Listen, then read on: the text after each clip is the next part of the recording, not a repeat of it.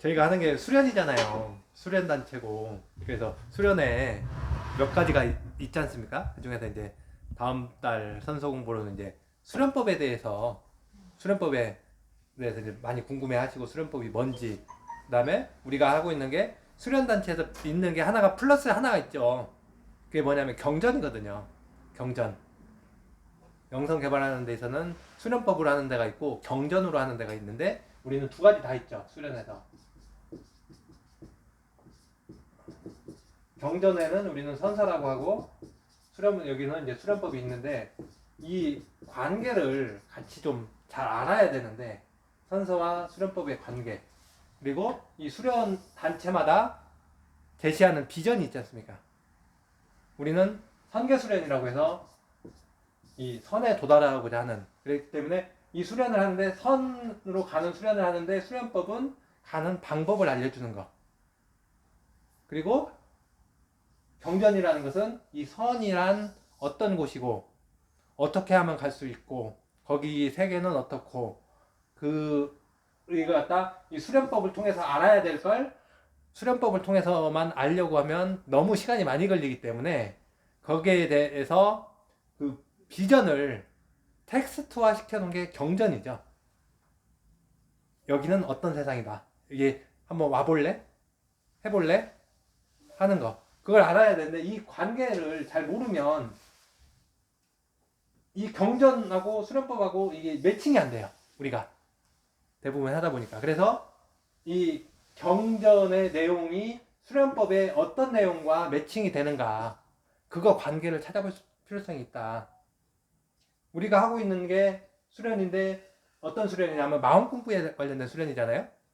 그래서 마음 공부인데 마음 공부에 대한 정의가 있고 마음 공부를 선계에 가고 싶다 해서는 2단계로 나누어져 있잖아요. 혹시 생각나시나요?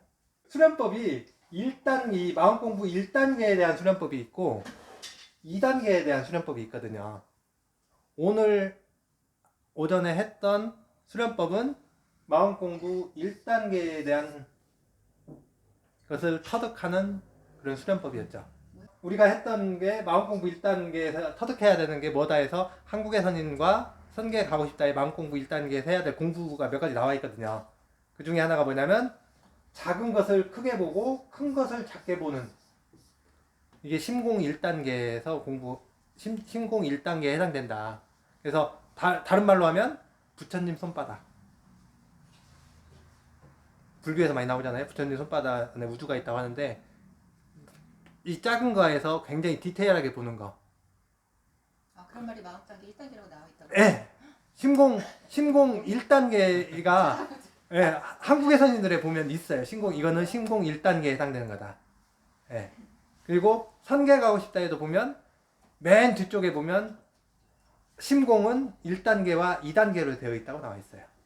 심공을 하기 위해서 필요한 게 1번이 겸손, 자신을 낮추는 거. 2번이 생각나시는 대로 겸손하고 마음을 낮추고 비우고 조절하는데 이걸 통해서 터득해야 되는 게 심공 1단계와 2단계죠. 그래서 심공 1단계를 갖다 그냥 일반적으로 하면 객관적인 눈을 가지는 거.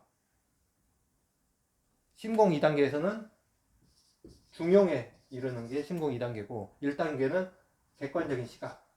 네. 그래서 이 중용의 단계를 마지막 목표로 하고 있는 거죠. 그래서 수련법들이 있거든요. 그래서 그것과 이 선서에서 어떤 내용들이 그것과 매칭되는지 그리고 각 수련법마다 여기서는 무엇을 터득해야 되는지를 우리가 알 필요성이 좀 있죠. 그래서 수련법은 기본적으로 기로서 영을 깨고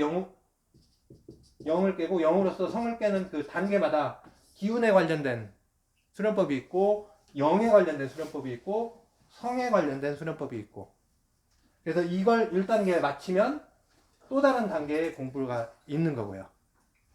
이 성에 관련된 다음 단계를 갖다 우리는 목숨 명자에서 창조하는 명공부라고 하고 있죠. 근데 이거는 말 그대로 이제 개인적으로 배워야 되는 영적인 그래서 지금 해야 되는 요 내용은 우리가 배울 수가 없죠. 지금 단계에서 가르쳐 줄 분이 없기 때문에 여기까지만 지금 배울 수 있는 그래서 이런 내용들을 가지고 우리가 어떤 뭐 대주천 수련법도 있고 동맥 수련법도 있고 관운기하도 있고 개운법도 있고 그다음에 뭐 육기조화 그다음에 그 콩알단전 수련법도 있고 그리고 뭐 선화수련도 있고 또 수련법이 굉장히 한 단계 업그레이드된 수련법도 2단계가 있고 3단계가 있어요. 제가 보니까. 근데 2009년 이후에는 이제 하당수신하고 천서수신이 있기 때문에 이건 일단 제외하고 그 전 단계에서 굉장히 핵심적인 게 수사반 단계까지 했던 수련법 수사반까지와 선명반에서 했던 수련법이 완전히 격이 달라요.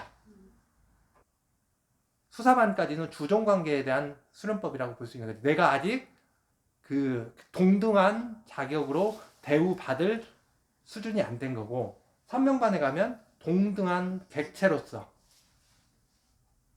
이 갖다 존중받으면서 한다. 심공수련은 말 그대로 수평적인 관계를 배우는 거. 그래서 수직 관계까지는 우리는 갖다 대부분 어디에서 하냐면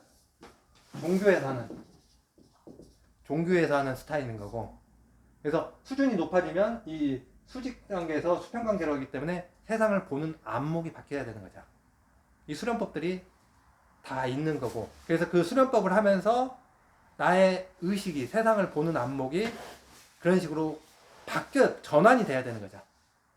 수련법을 했는데 이 시각이 전환이 안 되면 수련법은 하나마나한 노노에 그게 있잖아요. 노노인가? 하여튼 유학에서 그 사람의 그 배움을 통해서 아는데 어떤 사람은 태어날 때부터 알았다. 이걸 지니어스라고 천재라고 하죠. 네, 안 배우고도 아는 사람. 근데 어떤 사람은 배우면 그때 아는 사람. 그래서 하나를 알려주면 10개를 안다. 이게 2번째 수준이고 3번째는 10개를 알려줘도 하나를 알까 말까 하고 100개를 알려줘도 하나를 알까 말까 한 범인에 이제 들어가는 거죠. 이제 가면 이제 10,000개로 넘어가고 100,000개로 넘어가고 수준이 이제 쭉쭉쭉 내려가는 거죠. 그래서 내가 이 정도 하나를 알려주면 10개를 알 정도 되어야 이제 공부가 급진전이 될 수 있는. 그래서 논어의 마지막 구절을 보면 요할편이거든요. 논어의 마지막 구절은 60과 70살이 되시면서 해야 되는 게 말 배우기로 되어 있습니다. 말을 배워야 된다고. 근데 이 말은 인간의 그런 말이 아니라 우리식으로 표현하면 영감을 받아야 되는 영적인 언어를 해야 되는, 다른 말로 우리는 파장이라고 하겠죠. 파장의 언어. 보이지 않는 인간의 소리 언어가 아니라 마음과 마음으로 주고받는 그 말, 심공의 언어를 배워야 되는 걸 끝으로 논어가 끝나게 되어 있습니다.